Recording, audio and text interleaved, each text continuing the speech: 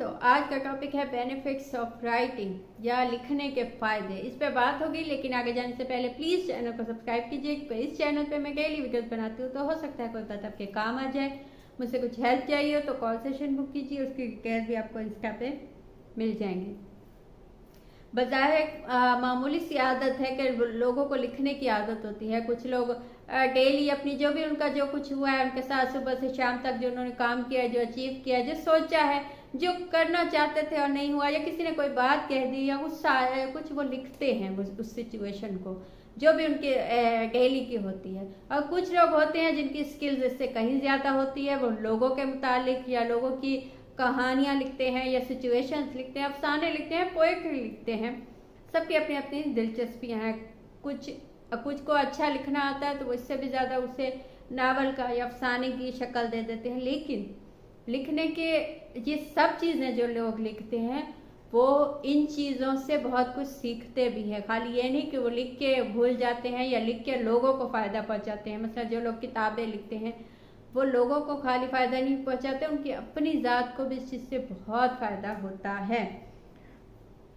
तो कभी ये मत सोचिए कि लिखने से क्या होगा, ये मैं आपको आज बताऊंगी कि लिखने से क्या क्या फ़ायदे आपको हो सकते हैं। पहली चीज़ जो है वो है, जो कि बिल्कुल सिंपल और सामने की बात है, कि इम्प्रूव राइटिंग स्किल्स। आपकी लिखने की जो स्किल्स हैं वो बहुत बेहतर होती चली जाएंगी। अगर आप किसी ऐसे शोबे में जाना चाहते हैं जहाँ लिखने का काम है, या जहाँ ऐसा काम है जहाँ आपसे कुछ लिखवाया जाएगा, या आपको कुछ भी मजमून या कुछ भी लिख के आपसे कहा जाएगा कि ये हमें दिखाओ, तो उसके लिए आपको डेली लिखना होगा। इससे आपकी राइटिंग स्किल्स बहुत अच्छी होगी। आप कहीं उस्ताद हैं, कहीं टीचर हैं, कहीं कुछ ऐसी जगह पे हैं जहाँ आपको कुछ लिख के देना होता है, तो आपके लिए सबसे बेस्ट जो है वो डेली, चाहे कुछ भी लिखिए, कुछ भी जो भी आपके दिमाग में आता है, जो भी डेली के काम है, लिखते लिखते लिखते ये चीज़ें आपको आहिस्ता आहिस्ता आहिस्ता सीखते चले जाएंगे और आप बहुत कुछ खुद भी सीखेंगे और लोगों को भी सिखा पाएंगे। तो पहली चीज़ है, डेली लिखने से आपकी लिखने की जो स्किल्स है, जो राइटिंग स्किल्स है, वो बहुत बेहतर होती चली जाएगी। हो सकता है कि आप कुछ अलग चीज़ें भी लिख सकें, मतलब आप कोई नावल, कोई अफसाना, कोई कहानी, कोई ड्रामा, कोई स्क्रिप्ट भी लिख सकें, ठीक है ना। तो लिखने की जो सलाहियत है ये सब में नहीं होती, तो आप लिखते चले जाएंगे तो हो सकता है वो चीज़ आपके लिए इम्प्रूव होती चली जाएगी। सेकंड चीज़ जो आपको लिखने का फ़ायदा होगा वो है याददाश्त में इजाफा होता है, ठीक है।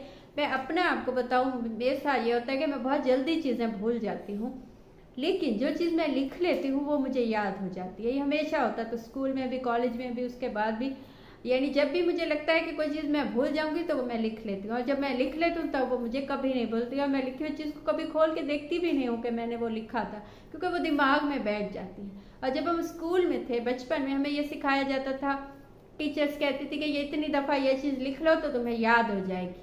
और उस वक्त इस चीज़ की इतनी समझ नहीं थी कि क्यों हमें लिखवाते हैं इतनी दफ़ा के 5 दफ़ा ये सवाल लिखो या 10 दफ़ा ये पेज लिखो तो वो तुम्हें याद हो जाएगा। और वाकई वो चीज़ें अभी तक याद हैं जो हमने उस वक्त लिखी थी।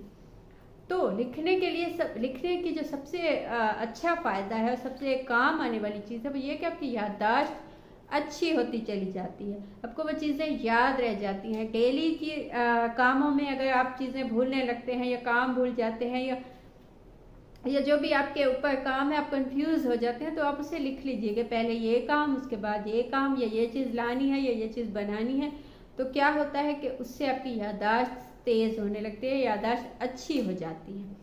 तो कोशिश कीजिए कि लिखिए अपनी चीज़ों को, अपने डेली के कामों को, या अपनी अचीवमेंट्स को, या अपने गोल्स को, या अपनी ख्वाहिशात को लिखिए बेशक, लेकिन लिखिए।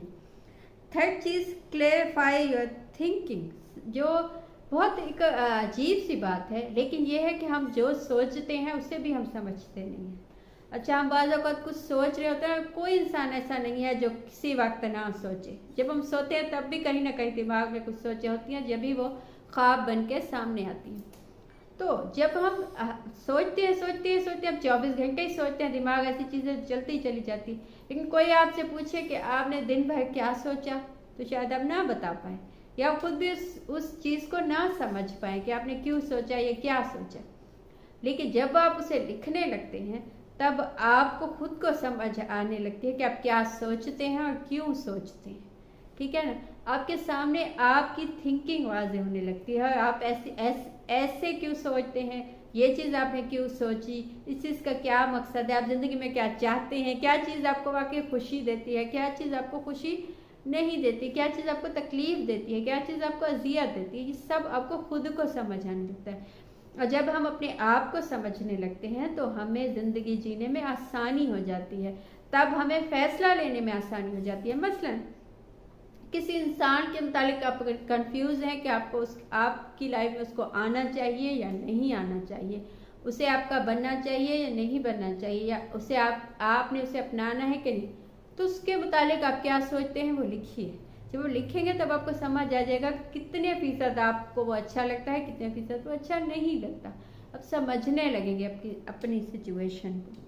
तो इसीलिए लिखना इसलिए भी लाजमी है कि आपको अपनी समझ आने लगती है। चौथी चीज़ है रिलीफ मेंटल स्ट्रेस। जब भी आप टेंशन में हो, जब भी आपको ऐसा लगे कि आप अपनी बातें किसी को बता नहीं सकते, आप ऐसे टेंशन में, तो आप उन चीज़ों को लिख लीजिए। लिखने से क्या होगा कि आपकी स्ट्रेस जो है वो जाती चली जाएगी। क्यों?